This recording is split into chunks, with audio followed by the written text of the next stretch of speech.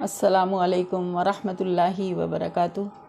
نحمد و نصلی علی رسولہ الکریم، اما بعد، فاعوذ باللہ من الشیطان الرجیم، بسم اللہ الرحمن الرحیم۔ رب اشرح لی صدری ویسر لی امری واحلل عقدۃ من لسانی یفقہوا قولی۔ رب زد الکریم، اما بعد، فاعوذ باللہ من الشیطان الرجیم، بسم اللہ الرحمن الرحیم۔ رب اشرح لی صدری ویسر لی امری واحلل عقدۃ من لسانی یفقہوا قولی۔ رب زدنی علما رب زدنی علما رب زدنی علما رب یسر ولا تعسر وتمم بالخیر۔ اللہم افتح علینا حکمتک وانشر علینا رحمتک یا ذا الجلال والاکرام۔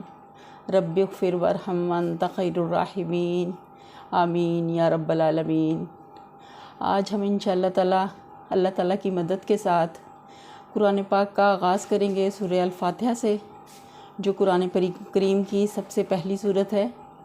ہم انشاءاللہ اس کو سمجھنے کی، اس کے ترجمہ اور تفسیر کے ساتھ، اللہ کی مدد کے ساتھ کوشش کریں گے اس کو سمجھنے کی۔ اللہ تعالیٰ ہمارے اس تعلیمی سفر کو، علمی سفر کو ہمارے لیے آسان کرے، ہماری مشکلیں دور کرے، اس کے لیے ہمیں آسانیاں عطا فرمائے۔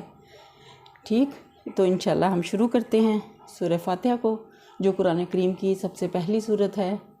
اعوذ باللہ من الشیطان الرجیم، میں پناہ مانگتی ہوں اللہ کی شیطان مردود سے۔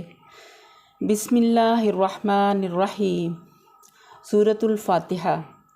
سورۃ فاتحہ مکی ہے، اس میں 7 آیتیں ہیں۔ بسم اللہ الرحمن الرحیم، شروع کرتی ہوں اللہ کے نام سے جو بڑا مہربان نہایت رحم کرنے والا ہے۔ الحمدللہ رب العالمین، تمام تعریفیں، سب تعریفیں اللہ تعالیٰ کے لیے ہیں جو تمام جہانوں کا پالنے والا ہے۔ اگلی آیت ہے الرحمن الرحیم، بڑا مہربان نہایت رحم کرنے والا۔ مالک یوم الدین، بدلے کے دن یعنی قیامت کا مالک ہے۔ ایاک نعبد و ایاک نستعین، ہم صرف تیری ہی عبادت کرتے ہیں اور صرف تجھی سے مدد چاہتے ہیں۔ اہدنا الصراط المستقیم، ہمیں سیدھی اور سچی راہ دکھا۔ صراط الذین انعمت علیہم غیر المغضوب علیہم ولا الضالین، آمین۔ ان لوگوں کی راہ جن پر تو نے انعام کیا، ان کی نہیں جن پر تیرا غضب نازل ہوا، اور نہ گمراہوں کا۔ سورہ فاتحہ قرآن کی سب سے پہلی سورت جس سے قرآن پاک کا آغاز ہوتا ہے۔ جس کی احادیث میں بہت زیادہ فضیلت آئی ہے۔ فاتحہ کے معنی آغاز اور ابتدا کے ہیں، اسے الفاتحہ یعنی فاتحۃ الکتاب کہا جاتا ہے۔ اس کے اور بھی متعدد نام احادیث سے ثابت ہیں، مثلاً ام القرآن، السبع المثانی، القرآن العظیم، الشفاء، الرقیہ وغیرہ۔ اس کا ایک اہم نام الصلاۃ بھی ہے، یعنی جیسا کہ ایک حدیث قدسی میں ہے، اللہ تعالیٰ نے فرمایا قسمت الصلاۃ بینی و بین عبدی، میں نے صلاۃ یعنی نماز کو اپنے اور اپنے بندے کے درمیان تقسیم کر دیا۔ مراد سورہ فاتحہ ہے، جس کا نصف حصہ اللہ تعالیٰ کی حمد و ثنا اور اس کی رحمت و ربوبیت اور عدل و بادشاہت کے بیان میں ہے، اور اس نصف حصے میں دعا اور مناجات ہیں جو اللہ تعالیٰ کی بارگاہ میں بندہ کرتا ہے۔ اس حدیث میں سورہ فاتحہ کو نماز سے تعبیر کیا گیا، جس سے صاف معلوم ہوتا ہے کہ نماز میں اس کا پڑھنا بہت ضروری ہے، بہت ضروری۔ چنانچہ نبی صلی اللہ علیہ وسلم کے ارشادات میں اس کی خوب وضاحت کر دی گئی۔ فرمایا لا صلاۃ لمن لم یقرأ بفاتحۃ الکتاب، صحیح بخاری صحیح مسلم کے الفاظ ہیں، نبی صلی اللہ علیہ وسلم کے الفاظ ہیں، اس شخص کی نماز نہیں، یہ اس کا ترجمہ ہے، جس نے سورہ فاتحہ نہیں پڑھی، بفاتحۃ الکتاب۔ اس حدیث میں من کا لفظ عام ہے جو ہر نمازی کو شامل ہے، منفرد ہو یا امام کے پیچھے مقتدی، سری نماز ہو یا جہری، فرض نماز ہو یا نفل، ہر نمازی کے لیے سورہ فاتحہ پڑھنا بہت ضروری ہے۔ اس عموم کی مزید تائید اس حدیث سے بھی ہوتی ہے جس میں آتا ہے کہ ایک مرتبہ نماز فجر کے میں بعض صحابہ کرام رضی اللہ تعالیٰ عنہما بھی نبی صلی اللہ علیہ وسلم کے ساتھ قرآن کریم پڑھتے رہے، جس کی وجہ سے آپ صلی اللہ علیہ وسلم پر کی رات بوجھل ہو گئی۔ نماز ختم ہونے کے بعد آپ صلی اللہ علیہ وسلم نے پوچھا کہ تم بھی میرے ساتھ پڑھتے رہے ہو؟ انہوں نے اسبات میں جواب دیا تو آپ صلی اللہ علیہ وسلم نے فرمایا لا تفلحوا الا بأم القرآن فإنه لا صلاة لمن لم يقرأ بها، کہ تم ایسا مت کیا کرو، یعنی ساتھ ساتھ مت پڑھا کرو، البتہ سورہ فاتحہ ضرور پڑھا کرو۔ اس کی نبی صلی اللہ علیہ وسلم نے بھی تاکید کی کیونکہ اس کے پڑھے بغیر نماز نہیں ہوتی۔ ابو داؤد، ترمذی اور نسائی۔ اسی طرح حضرت ابو ہریرہ رضی اللہ عنہ سے مروی ہے کہ نبی صلی اللہ علیہ وسلم نے فرمایا جس نے بغیر سورہ فاتحہ کی نماز پڑھی تو اس کی نماز ناقص ہے۔ اس کو آپ نے 3 دفعہ دہرایا۔ ابو ہریرہ رضی اللہ عنہ سے عرض کیا گیا کہ امام کے پیچھے بھی ہم نماز پڑھتے ہیں، اس وقت کیا کریں؟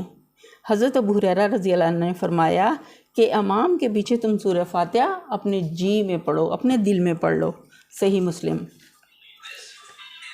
مذکورہ دونوں حدیثوں سے واضح ہوا کہ قرآن مجید میں جو آتا ہے کہ وَإِذَا قُرِئَ الْقُرْآنُ فَاسْتَمِعُوا لَهُ وَأَنصِتُوا، سورہ اعراف کی آیت ہے، جب قرآن پڑھا جائے تو سنو اور خاموش رہو۔ یہ حدیث ہے وَإِذَا قَرَأَ فَانصِتُوا، بشرط سے جب امام قرات کرے تو خاموش رہو کا مطلب یہ ہے کہ جہری نمازوں میں مقتدی سورہ فاتحہ کے علاوہ باقی قرات خاموشی سے سنیں، امام کے ساتھ قرآن نہ پڑھیں، یا امام سورہ فاتحہ کی آیات وقفوں کے ساتھ پڑھے تاکہ مقتدی بھی احادیث صحیحہ کے مطابق سورہ فاتحہ پڑھ سکیں، یا امام سورہ فاتحہ کے بعد اتنا سکتہ کرے کہ مقتدی سورہ فاتحہ پڑھ لیں۔ اس طرح آیت قرآنی اور احادیث صحیحہ میں الحمدللہ کوئی تعارض نہیں رہتا، یعنی دونوں پر عمل ہو جاتا ہے۔ یہ صورت مکی ہے۔ مکی یا مدنی کا مطلب یہ ہے کہ جو صورتیں ہجرت یعنی 13 نبوت سے قبل نازل ہوئیں وہ مکی ہیں، خواہ ان کا نزول مکہ مکرمہ میں ہوا یا اس کے اطراف و جوانب میں، اور مدنی وہ صورتیں ہیں جو ہجرت کے بعد نازل ہوئیں، خواہ مدینہ یا اس کے اطراف میں نازل ہوئیں یا اس سے دور، حتیٰ کہ مکہ اور اس کے اطراف میں ہی کیوں نہ نازل ہوئی ہوں۔ بسم اللہ کے متعلق اختلاف ہے کہ آیا یہ ہر صورت کی مستقل آیت ہے یا ہر صورت کی آیت کا حصہ ہے، یا صرف سورۃ فاتحہ کی ایک آیت ہے، یا کسی بھی صورت کی مستقل آیت نہیں ہے۔ اسے صرف دوسری صورتوں سے ممتاز کرنے کے لیے ہر صورت کے آغاز میں لکھا جاتا ہے۔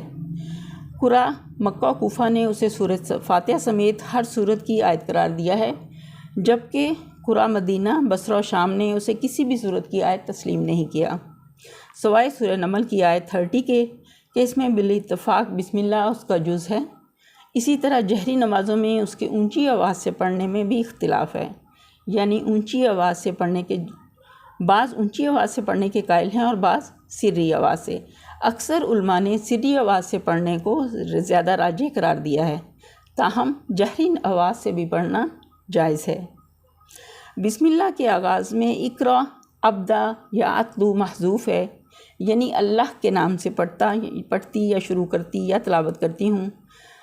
ہر اہم کام کے شروع کرنے سے پہلے بسم اللہ پڑھنے کی بہت زیادہ تاکید آئی ہے، چنانچہ حکم دیا گیا کہ کھانے، ذبح، وضو اور جماعت سے پہلے بسم اللہ پڑھو۔ تاہم قرآن کریم کی آیت کے متعلق بسم اللہ الرحمن الرحیم سے پہلے اعوذ باللہ من الشیطان الرجیم پڑھنا بھی ضروری ہے۔ اس کی کیا دلیل ہے؟ فَإِذَا قَرَأْتَ الْقُرْآنَ فَاسْتَعِذْ بِاللَّهِ مِنَ الشَّيْطَانِ الرَّجِيمِ، سورہ النحل کی آیت ہے، جب تم قرآن کریم پڑھنے لگو تو اللہ کی جناب میں شیطان رجیم سے پناہ مانگو۔ الحمد میں اختصاص کے لیے ہے، یعنی تمام تعریفیں اللہ کے لیے یا اس کے لیے خاص ہیں، کیونکہ تعریف کا اصل مستحق اور سزاوار صرف اللہ تعالیٰ ہے۔ کسی کے اندر کوئی خوبی، حسن یا کمال ہے تو وہ بھی اللہ تعالیٰ کا پیدا کردہ ہے، اس لیے حمد، تعریف کا مستحق بھی وہی ہے۔ یہ اللہ کا ذاتی نام ہے، اس کا استعمال کسی اور کے لیے جائز نہیں۔ الحمدللہ یہ کلمہ شکر ہے جس کی بڑی احادیث میں فضیلت آئی ہے۔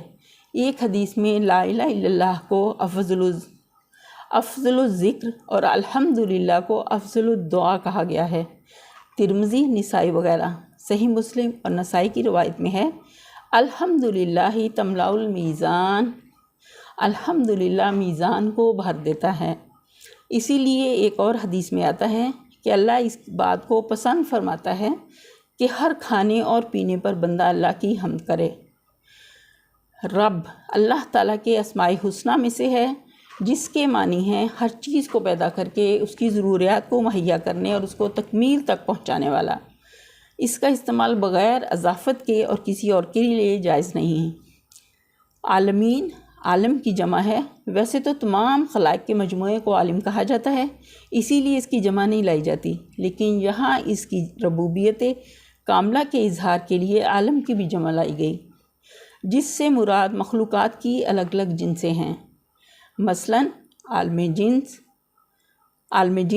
عالم انس، عالم ملائکہ اور عالم حوش و طہور وغیرہ۔ ان تمام مخلوقات کی ضرورتیں ایک دوسرے سے قطعاً مختلف ہیں، لیکن رب العالمین سب کی ضروریات ان کے احوال و ظروف اور طباع و اجسام کے مطابق مہیا فرماتا ہے۔ رحمان بوزن فعلان اور رحیم بوزن فاعل ہے، دونوں مبالغے کے صیغے ہیں جن میں کثرت اور دوام کا مفہوم پایا جاتا ہے، یعنی اللہ تعالیٰ بہت رحم کرنے والا، اور اس کی یہ صفت دیگر صفات کی طرح دائمی ہے۔ بعض علماء کہتے ہیں رحمان میں رحیم کی نسبت زیادہ مبالغہ ہے، اسی لیے رحمان الدنیا والآخرہ کہا جاتا ہے۔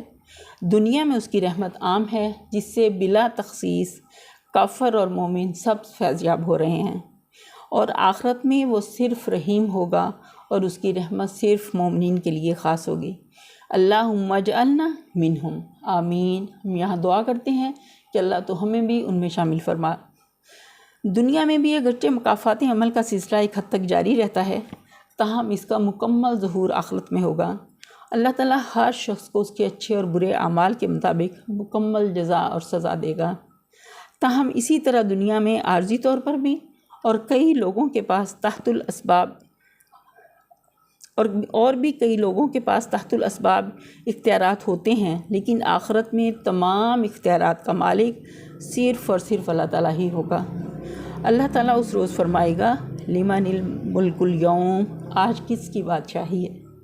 پھر وہی جواب دے گا للہ الواحد القہار، صرف ایک غالب اللہ کے لیے ہے۔ سورہ انفطار کی آیت ہے یوم لا تملک نفس لنفس شیئا والامر یومئذ للہ، اس دن کوئی ہستی کسی کے لیے اختیار نہیں رکھے گی، سارا معاملہ اللہ کے اختیار میں ہوگا، یہ ہوگا جزا کا دن۔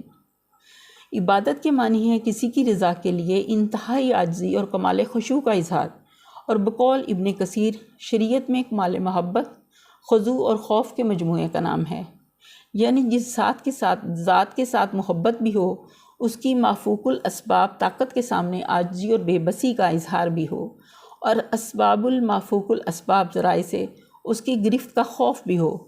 سیدھی عبارت نعبدک ونستعینک، ہم تیری ہی عبادت کرتے اور تجھ سے ہی مدد چاہتے ہیں ہوتی، لیکن اللہ تعالیٰ نے یہاں مفعول کو فعل پر مقدم کر کے ایاک نعبد و ایاک نستعین فرمایا، جس سے مقصد اختصاص پیدا کرنا، یعنی ہم تیری ہی عبادت کرتے ہیں اور تجھ ہی سے مدد چاہتے ہیں۔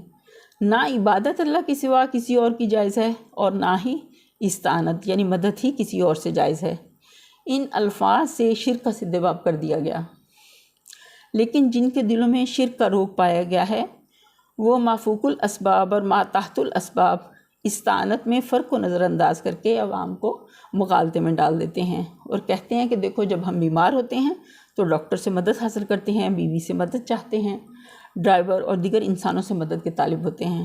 اسی طرح وہ یہ باور کراتے ہیں کہ اللہ کے سوا اوروں سے مدد مانگنا بھی جائز ہے، حالانکہ اسباب کے ماتحت ایک دوسرے سے مدد چاہنا اور مدد کرنا یہ شرک نہیں ہے، یہ تو اللہ تعالیٰ کا بنایا ہوا نظام ہے جس میں سارے کام ظاہری اسباب کے مطابق ہی ہوتے ہیں، حتیٰ کہ انبیاء بھی انسانوں کی مدد حاصل کرتے ہیں۔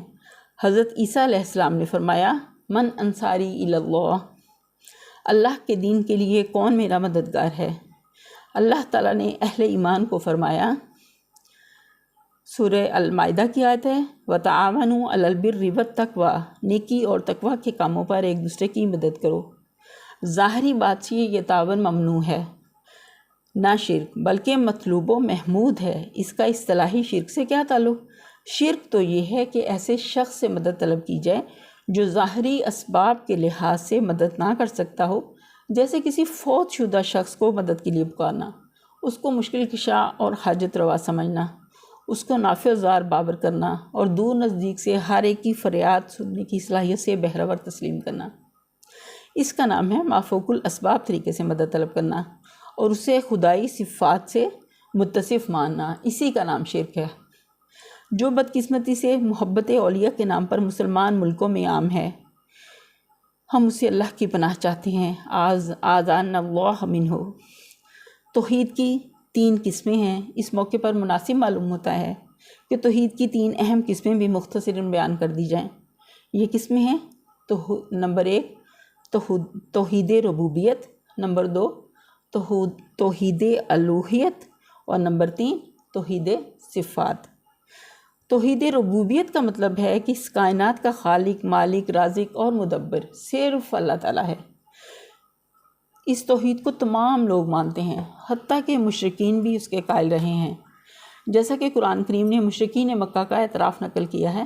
مثلاً فرمایا، اے پیغمبر صلی اللہ علیہ وسلم، ان سے پوچھیں کہ تم کو آسمان اور زمین میں رزق کون دیتا ہے، یا تمہارے کانوں اور آنکھوں کا مالک کون ہے، اور بے جان سے جاندار اور جاندار سے بے جان کو کون پیدا کرتا ہے، اور دنیا کے کاموں کا انتظام کون کرتا ہے؟ جھٹ کہہ دیں گے کہ اللہ، یعنی یہ سب کام کرنے والا اللہ ہے۔ سورہ یونس کی آیت 31۔ دوسرے مقام پر فرمایا، اگر آپ صلی اللہ علیہ وسلم پوچھیں کہ آسمان و زمین کا خالق کون ہے تو یقیناً یہی کہیں گے کہ اللہ۔ الزمر 38۔ ایک اور مقام پر فرمایا، اگر آپ صلی اللہ علیہ وسلم ان سے پوچھیں کہ زمین اور زمین میں جو کچھ ہے یہ سب کس کا مال ہے، 7 آسمان اور عرش عظیم کا مالک کون ہے، ہر چیز کی بادشاہی کس کے ہاتھ میں ہے، اور وہ سب کو پناہ دیتا ہے اور اس کے مقابل کوئی پناہ دینے والا نہیں، ان سب کے جواب میں یہی کہیں گے کہ اللہ، یعنی یہ سارے کام اللہ ہی کے ہیں۔ سورہ المومنون 84 آیت سے 89 تک۔ نمبر 2 ہم نے دیکھیں گے توحید الوہیت کا مطلب ہے کہ تو عبادات کی تمام اقسام کا مستحق صرف اللہ تعالیٰ ہے، اور عبادت ہر وہ کام ہے جو کسی مخصوص ہستی کی رضا کے لیے یا اس کی ناراضگی کے خوف سے کیا جائے۔ اسی لیے نماز، روزہ، حج اور زکوٰۃ صرف یہی عبادات نہیں ہیں، بلکہ کسی مخصوص ہستی سے دعا و التجا کرنا، اس کے نام کی نظر نیاز دینا، اس کے سامنے دست بستہ کھڑا ہونا، اس کا طواف کرنا، اس سے طمع اور خوف رکھنا وغیرہ بھی عبادات ہیں۔ توحید الوہیت یہ ہے کہ یہ تمام کام صرف اللہ تعالیٰ ہی کے لیے کیے جائیں۔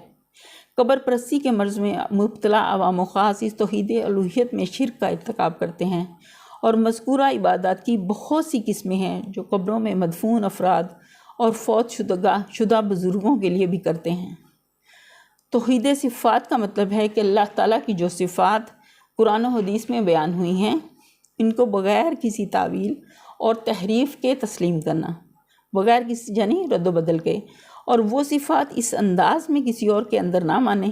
مثلاً جس طرح اس کی صفت علم غیب ہے، یا دور اور نزدیک سے ہر ایک کی فریاد سننے پر وہ قادر ہے، کائنات میں ہر طرح کا تصرف اسے اختیار حاصل ہے، یا اس قسم کی اور صفات، ان میں سے کوئی صفت بھی اللہ کے سوا کسی نبی، ولی یا کسی بھی شخص کے اندر تسلیم نہ کی جائیں، اور اگر تسلیم کی جائیں تو یہ شرک ہوگا۔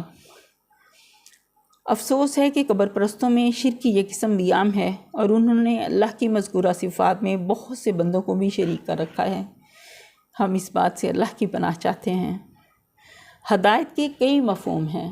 ہم نے سورہ فاتحہ میں اللہ سے دعا مانگی، اہدنا الصراط المستقیم، کہ اللہ ہمیں سیدھا راستہ دکھا۔ راستے، اس کا مطلب، ہدایت کا مطلب کیا ہے، اس کے مفہوم میں کیا آتا ہے؟ راستے کی طرف رہنمائی کرنا، راستے پر چلا دینا، منزل مقصود پر پہنچا دینا۔ اسے عربی میں ارشاد، توفیق، الہام اور دلالت سے تعبیر کیا جاتا ہے۔ یعنی ہمارے صراط مستقیم کی طرف رہنمائی فرما، اس پر چلنے کی توفیق اور اس پر استقامت عطا فرما، تاکہ ہمیں تیری رضا یعنی منزل مقصود حاصل ہو جائے۔ یہ صراط مستقیم محض عقل اور ذہانت سے حاصل نہیں ہو سکتی، یہ صراط مستقیم وہی الاسلام ہے جسے نبی صلی اللہ علیہ وسلم نے دنیا کے سامنے پیش فرمایا،